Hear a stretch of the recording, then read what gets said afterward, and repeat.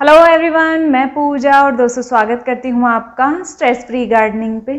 आज मैं आपके साथ शेयर करूँगी एक ऐसी खाद जो हम अपने किचन वेस्ट से बनाते हैं और गर्मियों में भी उसका इस्तेमाल किया जा सकता है कुछ बातों का ध्यान रखते हुए। तो गर्मियों में भी पौधों को खाद देने के लिए आप इस खाद का इस्तेमाल कर सकते हैं अगर आपने अपने पौधों को खाद नहीं दी है या फ्लावरिंग प्लांट है, क्योंकि फ्लावरिंग प्लांट्स को खाद की पोषण की ज़रूरत ज़्यादा रहती है। तो फ्लावरिंग प्लांट्स में भी इसका इस्तेमाल कर सकते हैं। तो इसको बनाना कैसे है, किन बातों का ध्यान रखना है, वीडियो को एंड तक ज़रूर देखिएगा। पहले भी मैं ये शेयर कर चुकी हूँ, उसमें जो मुझे सवाल मिले थे वो सभी सवाल यहाँ पर मैं इंक्लूड करूँगी। वीडियो शुरू करने से पहले आपसे रिक्वेस्ट है, अगर आप इंस्टाग्राम पर हैं तो वहाँ पर मुझे फॉलो कर सकते हैं, अपने प्लांट्स की फ़ोटो मेरे साथ वहाँ पर शेयर कर सकते हैं। इसके अलावा आप मुझे मेरे सेकंड चैनल पूजा नैन राणा के नाम से है, उसको भी फॉलो कर सकते हैं। कुछ डिफरेंट वीडियोस के लिए ज़्यादातर प्रोडक्ट्स के रिव्यू या फिर जो चीज़ें मैं घर में इस्तेमाल करने के लिए खरीदती हूँ उनके रिव्यू आपके साथ वहाँ पर शेयर करती हूँ, तो वो भी आप फॉलो कर सकते हैं। तो चलिए दोस्तों, फटाफट से शुरू करते हैं आज का वीडियो और बताती हूँ फ्री की ये बेहतरीन खाद आप कैसे बनाएंगे, किन बातों का ध्यान रखेंगे। तो दोस्तों, खाद बनाने के लिए हमें चाहिएगा क्या क्या, हमारे किचन का कंप्लीट वेस्ट, और वेस्ट में पका हुआ खाना हमें नहीं लेना है।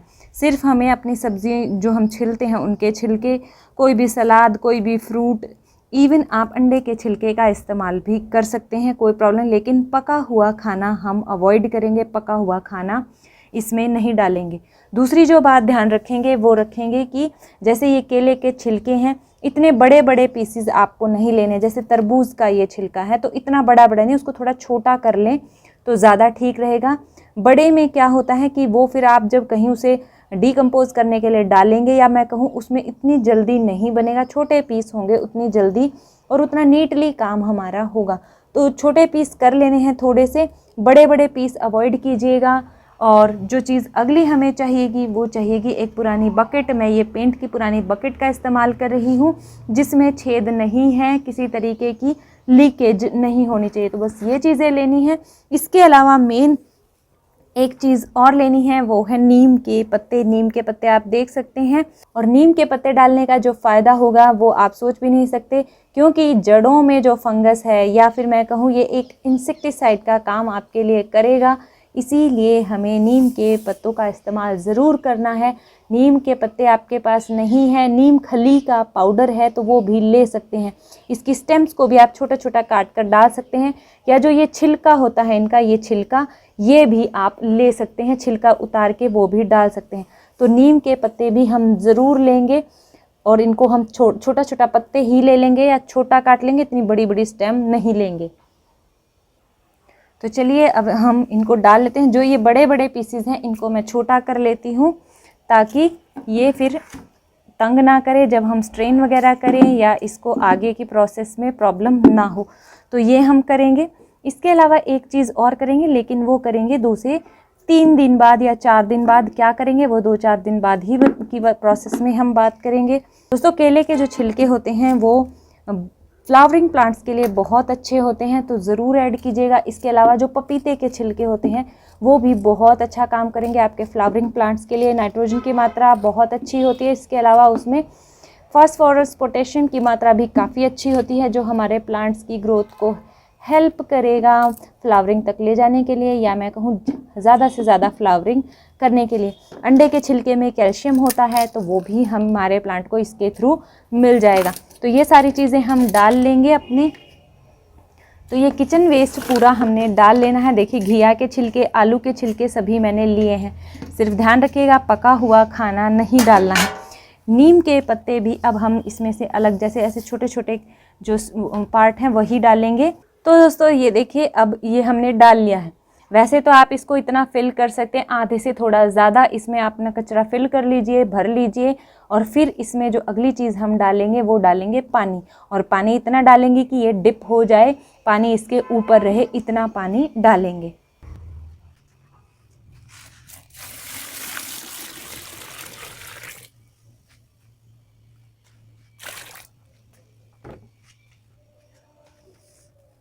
तो दोस्तों, यहाँ पर हमारी पहली प्रोसेस ख़त्म होती है। अब ये इसमें और छिलके डालना चाहें तो डाल सकते हैं, पर बेहतर वही रहेगा एक ही बार में आप छिलके इकट्ठा करें और पानी डाल के फिर उसको कवर करके छायादार जगह पर रख दे। धूप वाली जगह पर नहीं रखेंगे, छाया में रखेंगे और 2 दिन तक हम इसे बिल्कुल भी नहीं छेड़ेंगे। हमारी जो बाल्टी है या जो भी हम यूज़ कर रहे हैं उसमें छेद नहीं होने चाहिए, इस बात का ध्यान रखिएगा, नहीं तो सारा पानी निकल जाएगा। 2 दिन इसी तरीके से छाया में रखने के बाद जो तीसरा दिन हमारा आएगा, 3rd डे, हम इसको हटाएंगे कवर को और इसको मिक्स करेंगे कुछ इस तरीके से। तो 3rd डे वो काम मैं आपको करके दिखाऊंगी, वो भी रिकॉर्ड करूंगी और फिर आगे की प्रोसेस आपके साथ शेयर करूंगी।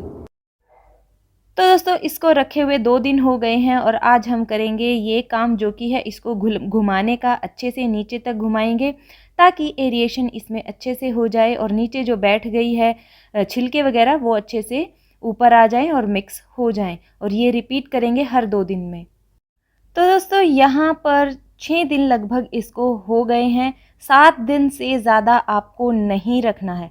और जब आप इसे देखेंगे खोलकर, वैसे तो हम हिलाते रहेंगे तो फंगस कम लगेगी, इस तरीके का आपको नज़र आएगा। ये फंगस पौधों को ख़राब नहीं करती है और ये फंगस पौधों को तभी ख़राब करेगी जब आप मिट्टी की गुड़ाई अच्छे से नहीं करेंगे या मिट्टी में एरिएशन नहीं बनाएंगे या छायादार जगह पर पौधे को रखेंगे, गमले की मिट्टी नहीं सूखेगी, तभी वो प्रॉब्लम होती है। और वो प्रॉब्लम इस खाद से नहीं आएगी। ये सवाल मुझे मिलता है और ये मैंने यहाँ पर इंक्लूड किया है। तो ये हमारी बनकर तैयार है। गर्मियाँ हैं इसीलिए हम ज़्यादा दिनों तक इसको नहीं रखेंगे और यहाँ पर हम इसको छान लेंगे। यहाँ पर मैं इसी ढक्कन का इस्तेमाल कर रही हूँ ताकि छिलके पीछे रह जाएं और पानी मेरे पास यहाँ पर कलेक्ट हो जाए। तो पानी सारा हमें निकाल लेना है।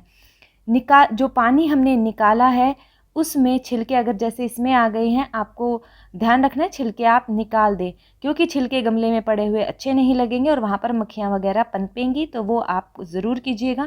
और जैसे कि डॉग मेरा घूम रहा है तो आपको भी ध्यान रखना है आपका डॉग इसको लिक ना करे या इस पानी को ना पिए, क्योंकि अगर डॉग ने ये पानी पी लिया तो उसका पेट खराब हो सकता है। और जो ये वेस्ट बचा है इसका भी मैं आपको बताऊँगी क्या करना है। फ़िलहाल जितना पानी हमारे पास है, जैसे कि 2 लीटर पानी है, तो उसमें हम कम से कम 4 से 6 लीटर पानी मिक्स करेंगे। अगर तो आप फ्लावरिंग प्लांट्स में डाल रहे हैं तो हम 2 गुना पानी मिक्स करेंगे। अगर आप नॉर्मल ग्रीन लीफ वाले प्लांट्स में डाल रहे हैं तो हम उसमें 3 गुना पानी ऐड करेंगे। इस बात का ध्यान रखिएगा। सीजनल प्लांट्स जो हैं खाद ले लेते हैं, प्रॉब्लम नहीं होगी। अब सवाल आता है कि इसमें स्मेल जो रहती है उसको कैसे कम किया जाए। वैसे तो पानी मिलाने के बाद 50% स्मेल कम हो जाती है, पर अगर आपको थोड़ा सा बॉदर करती है तो यूकेलिप्टस ऑयल भी इसके अंदर मिक्स किया जा सकता है। यूकेलिप्टस ऑयल आपको केमिस्ट पर ईज़िली मिल जाएगा और ज़्यादा नहीं डालना है, 2 से 3 चम्मच ही डालना है। ये ऑयल थोड़ा स्ट्रॉन्ग होता है, स्मेल को रिड्यूस कर देगा।